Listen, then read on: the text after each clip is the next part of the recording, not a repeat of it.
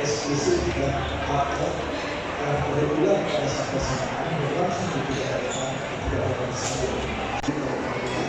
dan meningkatkan pariwisata Indonesia. Lalu kita selain berhasil berfungsi kami merasakan pada persamaan di April ini 2019 dan April 2019. Bapak Ibu sekalian terhormat, wujud BNI untuk mensukseskan gerakan transaksi cashless untuk gerakan transaksi tanpa uang tunai. Pada event ini, store tunai dan mesin BNI Sprint untuk membantu nasabah dalam melakukan update mutasi transaksi pada buku tabungan.